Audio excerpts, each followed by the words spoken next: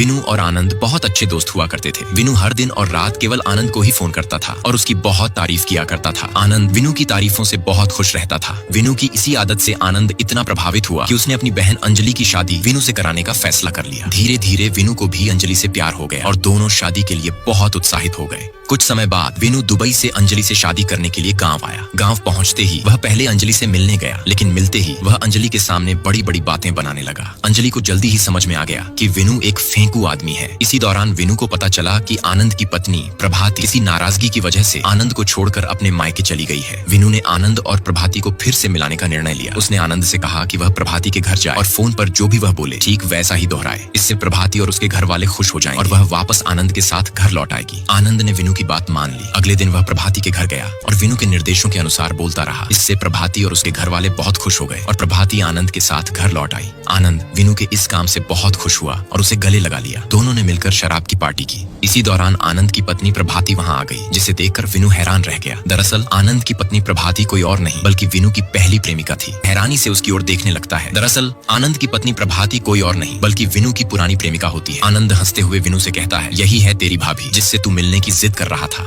लेकिन प्रभाती को देखकर विनु इतना घबरा जाता है कि वह कुछ बोल ही नहीं पाता। आनंद उससे कहता है, तेरी भाभी के लिए जो तोहफा लाया था वो दे दे। तब विनु एक चोर की तरह चुपचाप वह तोहफा प्रभाती को थमा देता है। प्रभाती भी उसे सांप की तरह घूरते हुए वह तोहफा ले लेती है। प्रभाती के उस तीखे नजरिए से घबराकर विनु तुरंत आनंद से कोई बहाना बनाकर वहां से चला जाता है। उसके जाते ही प्रभाती का रुख पूरी तरह बदल जाता है और वह डर के मारे एकदम शांत हो जाती है, क्योंकि अब उसे डर सताने लगता है कि कहीं आनंद को उसके और विनु के पुराने रिश्ते का पता न चल जाए। उधर विनु गुस्से में अपने दोस्तों पर भड़क उठता है और कहता है, मैंने पहले ही कहा था कि आनंद की फैमिली की ठीक से जांच पड़ताल करनी चाहिए थी, लेकिन तुम लोगों ने कुछ नहीं किया। अब जाकर मुझे पता चला कि आनंद की पत्नी कोई और नहीं, मेरी ही पुरानी प्रेमिका प्रभाती है। अब विनु को कोई रास्ता नजर नहीं आता और वह दुखी होकर नीचे बैठ जाता है। वह सोचता है कि अब वह आनंद की बहन से होने वाला रिश्ता तोड़ देगा। इधर प्रभाती भी दुखी होकर अपनी माँ को सारी बात बता देती है। यह सुनकर उसकी माँ पूछती है, अब तू क्या करेगी? इस पर प्रभाती कहती है, मैं अभी विनु द्वारा दिया गया वही साड़ी पहनकर खड़ी, आगे क्या करूंगी मुझे कुछ समझ नहीं आ रहा है। नेक्स्ट, अब जैसे ही विनु को यह पता चलता है कि उसकी पूर्व प्रेमिका प्रभाती अब उसके ही बड़े भाई आनंद के साथ रिश्ते में है, वह पूरी तरह घबरा जाता है। घबराहट में वह सच्चाई बताने के लिए आनंद भाई को फोन करता है, लेकिन आनंद उसे एक शब्द भी बोलने नहीं देते। इससे परेशान होकर विनु पानी को शराब की तरह पीने लगता है।